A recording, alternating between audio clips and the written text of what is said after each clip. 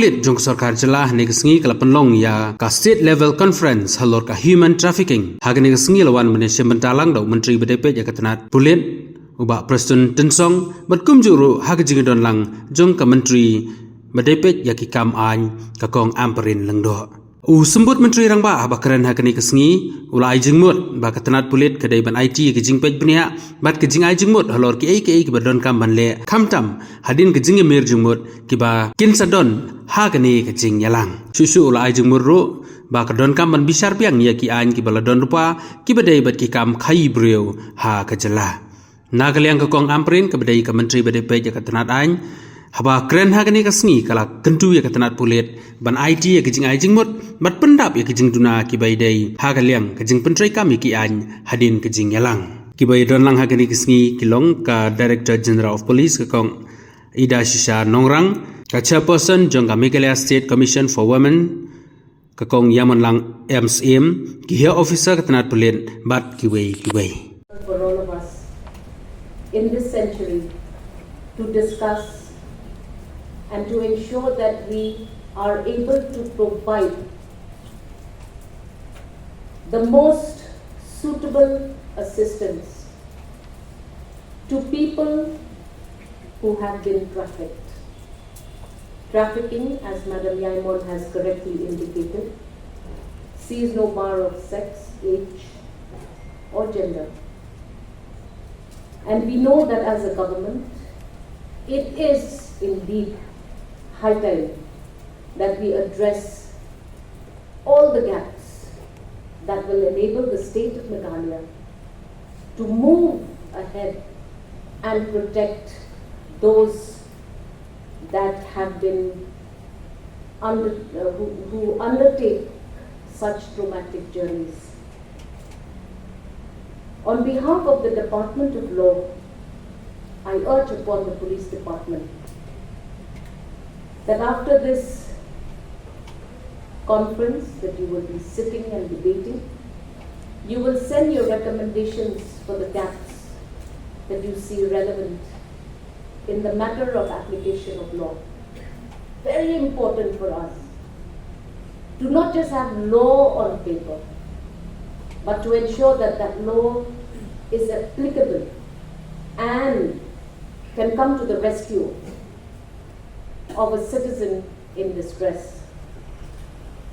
Government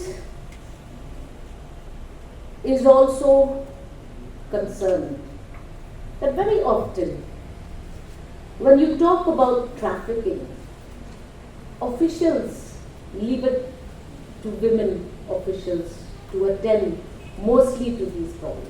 I want to ask why. It is not a woman problem, for your kind information. Men and women have to come forward. And it is incorrect to say that this intra-departmental connection that is lacking is to be forgiven by all. So today, Madam Nomrin, looking forward to your recommendations. Which law has which defect? Which law cannot be implemented? What are the difficulties? Which are the areas of concern? So that we move ahead and be serious about addressing this grievous crime. The other concern as a law minister of the state of Meghalaya is, do we have enough law providers? Are there enough lawyers, advocates, PPs, district representatives? Do we have this important connection that is important for the people of the state of Meghalaya? We need to figure that out. And if there's anything lacking, we need to be told as a government what we need to do. Because it's always passing the buck. Police will say it is up to the social welfare department. Social welfare department will say there are certain components that the health department is not doing. But if we're serious about making sure that we address this serious problem, I think the people of the state of Meghalaya would have something good to say about the governance around them. We need to make sure that the media surveillance laws why, you just heard what Madam Yaman just said, why do we allow the circulation of such videos? Why? Are there no stringent laws that can be empowered to make sure that this wrong is corrected? So I am happy to be a part of this program and happy that the Honorable Deputy Chief Minister himself has shown interest in this subject by being present amidst us today. Tell us what we need to do about technology. The romanticizing of crimes against women and children is something which is becoming a habit in this country. We need to check on that. Everybody talks about how gruesome everything is, but nobody comes out with a solution. This government is committed. We want to start cracking. We want to start working hard. And we want to make sure that victim or the criminal mind himself both need to be addressed in the right manner. A man who traffics a child is sick in his head. Something wrong going on. We need to figure that out as well. How do we treat this problem in the communities around us? What are institutions doing? Is everybody hiding from this real truth? We need to figure out what are the correct instructions we give to institutions, what is the specific cause or exposure that children up to a certain age need to undergo, so that we can build a better medallion. Very easy to talk about the problem. The solution is always the problem. So let's get together. I congratulate Madam Nongren for this initiative. Looking forward to all the Khaki men and women. You are the face of salvation. You are the hope, the only beacon of hope in so many situations.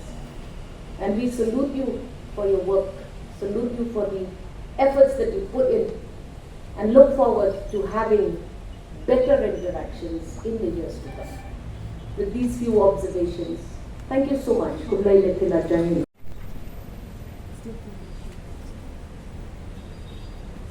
As already spoken by Dr. Ian and Dr. Humphrey Lindor, human trafficking is an issue where day by day becomes a critical issue globally. Not only in Meghalaya alone, but globally we have seen these challenges that we have. And the worry is this issue keep increasing day by day. So therefore, it is the most befitting moment, especially for the government of Meghalaya, having this conference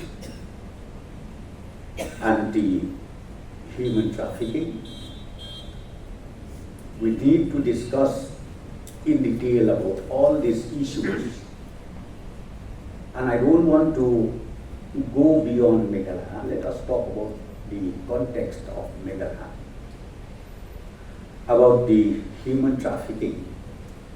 I think we don't have to explain anymore, or this is the subject which is very old enough. It's only the question, how do we combat these issues? You talk of women, you talk of children, you talk of men. It is completely inclusive as far as human being is concerned.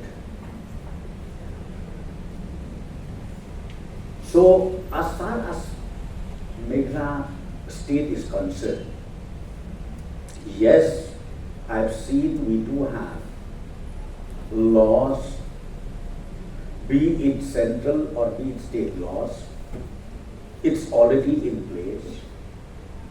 But sometimes I would say the state or the central laws it needs to be revisited again, because sometimes it is irrelevant. As far as our state is concerned, for example, well-organized group, illegal group, who run the sex labors. You know of police people, or policemen or police officers, when they book them, it's so difficult. The moment we reach to the court, the evidence is not enough. Why the evidence is not enough? Because it seems the law needs to be further strengthened. So I would like to suggest this morning, the conference that you are having today, the whole day, and I'm so happy I've seen even the panelists, the resource persons of different topics where we are going to discuss. Most of you are experts. Most of you are in maybe different field where you have even the experience by yourself meeting such persons. So I would like to request, therefore, all of you, as rightly mentioned by Dr. Hamdi, recommend, give us your submission, your suggestion. After detailed deliberation made, give us your suggestion, submit it to the government, and government will make sure, wherever necessary, be it amendment or be it in the form of executive notification, we will make sure that it comes out as early as possible. We really need to stop all this.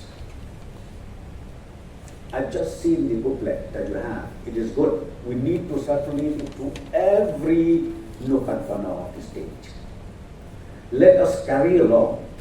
You see, only the law enforcers is not enough. I think we need to involve the local administration up to the village level. It's very important. We need to carry along each and every one. And I personally feel we also need to take this conference or the workshop up to the village level. We need to reach out to religious groups. We need to reach out to maybe even the SHG's group in the village level. And through this platform, maybe we can have a proper discussion, training, workshop, awareness with all of them. Then ultimately, I'm very sure we'll be able to control and combat. Let me tell you one thing. Few months back, I came to know that few tourist friends who stayed here in Shillong maybe for 3-4 days, when they went back home, they did not even have 10 rupees in the pocket. You know why? They were being robbed. By whom? By well-organized